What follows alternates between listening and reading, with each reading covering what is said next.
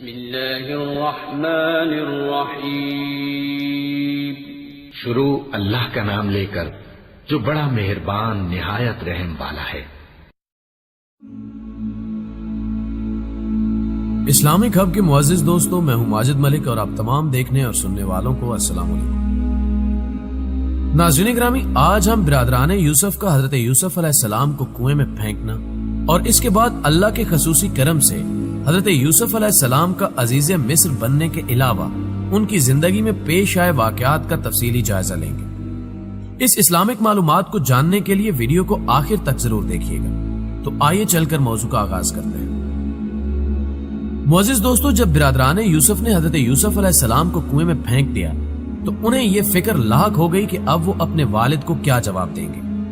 چنانچہ انہوں نے ایک بکری ذبح کی اور اس کا خون حضرت یوسف علیہ السلام کے کرتے پر لگا کر عشاء کے وقت آہو بکا کرتے والد کے پاس پہنچے اور کہنے لگے کہ یوسف کو بھیڑیا کھا گیا، جس کا تذکرہ سورہ یوسف کی آیت نمبر 17 میں اللہ پاک نے یوں بیان کیا: ابا جان، ہم سب تو دوڑنے میں لگ گئے تھے اور یوسف کو ہم نے سامان کے پاس بٹھا دیا تھا، ایک بھیڑیا انہیں کھا گیا، اور آپ ہمارا یقین کیوں کرنے لگے اگرچہ ہم کتنے ہی سچے ہوں۔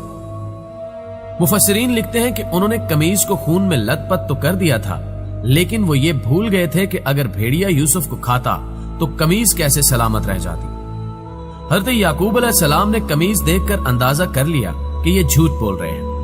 آپ علیہ السلام نے فرمایا، جسے سورہ یوسف کی آیت نمبر 18 میں اس طرح بیان کیا گیا: میرے بیٹو، یہ کیسا حکیم اور عقل مند بھیڑیا تھا کہ یوسف کو اس طرح کھایا کہ کرتا کہیں سے بھی نہ پھٹا اور صحیح سالم رہا۔ آپ علیہ السلام نے فرمایا، حقیقت یوں نہیں ہے، بلکہ تم اپنے دل سے یہ بات بنا کر لائے ہو، بس میرے لیے صبر ہی بہتر ہے، اور جو تم بیان کرتے ہو اس کے بارے میں اللہ ہی سے مدد مطلوب ہے۔ معزز ناظرین گرامی، تفسیر قرطبی رحمت اللہ علیہ میں ہے کہ ایک تجارتی قافلہ جو ملک شام سے مصر جا رہا تھا، راستہ بھول کر اس غیر آباد جنگل میں پہنچ گئے۔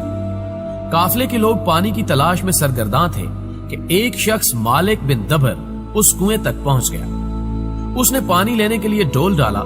حضرت یوسف علیہ السلام نے ڈول کی رسی پکڑ لی۔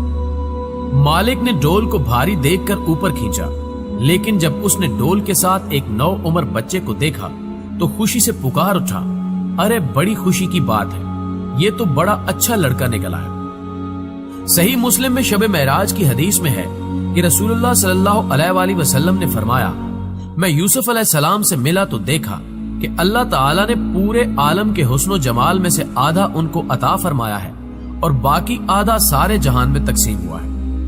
یعنی حضرت یوسف علیہ السلام حسن و جمال میں یکتا تھے، جو بھی ان کو دیکھتا ان کی خوبصورتی سے مروب ہوئے بغیر نہیں رہ سکتا تھا۔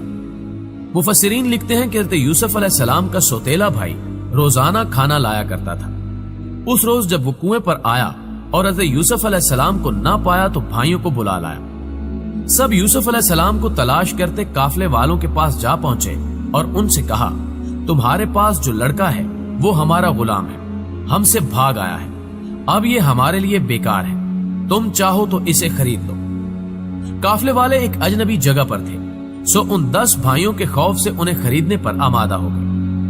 حضرت ابن مسعود رحمت اللہ علیہ اور حضرت ابن عباس رحمت اللہ علیہ فرماتے ہیں کہ ان بھائیوں نے حضرت یوسف علیہ السلام کو 20 درہم میں فروخت کر کے آپس میں 2 درہم تقسیم کر لی۔ اسلامک ہب کے معزز دوستو، تفسیر ابن کثیر امام مجاہد رحمت اللہ علیہ کی روایت کے مطابق قافلہ روانہ ہونے تک حضرت یوسف علیہ السلام کے بھائی وہاں رہے، کچھ دور تک ان کے ساتھ بھی چلے اور ان لوگوں سے کہا کہ اسے باندھ کر رکھیں، ایسا نہ ہو کہ پھر بھاگ جائے۔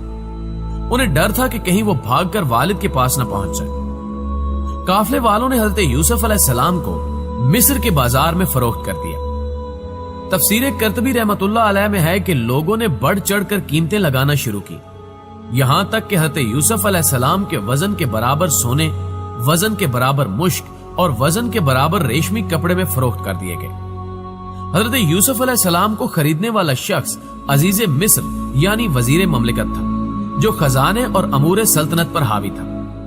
ابن اسحاق فرماتے ہیں کہ اس کا نام اطفیر بن رہیب اور اس کی بیوی کا نام رائل بنت رمابیل تھا، उन दिनों रियान बिन वलीद मिस्र का बादशाह था।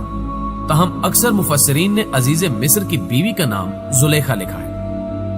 अजीज मिस्र हजरत यूसुफ अलैहिस्सलाम को खुशी खुशी अपने घर ले आया और बीवी को नसीहत की कि इसे बहुत प्यार और मोहब्बत से रखो।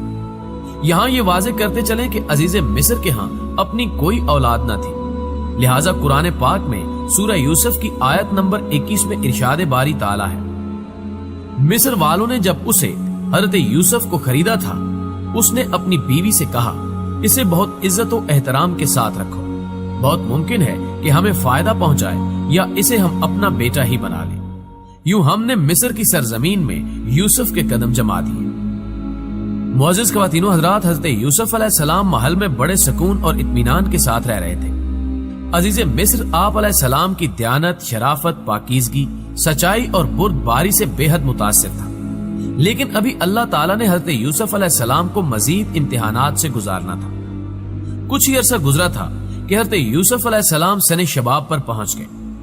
अजीज मिस्र की बीवी जुलेखा आप अलैहिस्सलाम के हुस्न से बहुत मुतासिर थी। वक्त गुजरने के साथ साथ उसकी नीयत बदलने लगी और उसने आप अलैहिस्सलाम पर डोरे डालने शुरू कर दिए। कुरान पाक में सूरह यूसुफ की आयत नंबर 23 में इरशाद रब्बानी है, और जिस औरत के घर में था वो इसे फिसलाने लगी और दरवाजे बंद कर लिए और कहने लगी, लो आओ। उस यानी हजरत यूसुफ ने कहा, अल्लाह की पनाह, वो यानी तेरा मियां तो मेरा आका है जिसने मुझे इज्जत से रखा है, मैं ऐसा जुल्म नहीं कर सकता, बेशक जालिम निजात नहीं पाते। जब हजरत यूसुफ अलैहिस्सलाम ने देखा कि यह औरत शैतान के चुंगल में फंसकर दावते गुनाह दे रही है, तो बाहर निकलने के लिए दरवाजे की जानिब भागे। जुलेखा पकड़ने के लिए उनके पीछे दौड़ी। उनकी कमीज का पिछला दामन उसके हाथ में आ गया, जिसे उसने अपनी तरफ खींचा तो वो फट गया। हजरत यूसुफ अलैहिस्सलाम बाहर निकले तो सामने अजीज मिस्र खड़ा था। पीछे जुलेखा भी बाहर आ गई। उसने शौहर को दरवाजे पर खड़ा देखा तो मासूम बन गई और हजरत यूसुफ अलैहिस्सलाम पर इल्जाम लगाते हुए गोया हुई, जिसका सूरह यूसुफ की आयत नंबर 25 में बयान इस तरह से है, जो शख्स तेरी बीवी के साथ बुरा इरादा करे तो बस उसकी सजा यही है कि उसे कैद कर दिया जाए और उसे कोई दर्दनाक सजा दी जाए। हजरत यूसुफ अलैहिस्सलाम ने जब देखा कि उस औरत ने इल्जाम उन्हीं पर लगा दिया है, तो सूरत हाल वाज़ेह कर दी, जिसको रब्बे अजीम ने सूरह यूसुफ की आयत नंबर 26 में कुछ इस तरह से बयान किया, बोले, यही मुझे अपनी नफसानी ख्वाहिश पूरा करने पर मजबूर कर रही थी। अजीज मिस्र के सामने एक तरफ बीवी थी जो हजरत यूसुफ अलैहिस्सलाम पर बदकारी का इल्जाम लगा रही थी, तो दूसरी तरफ हजरत यूसुफ अलैहिस्सलाम थे कि जिनकी शराफत, पाकीज़गी, सदाकत और सच्चाई रोजे रोशन की तरह अयां थी। वो सोच रहा था कि इनमें से कौन सच्चा है।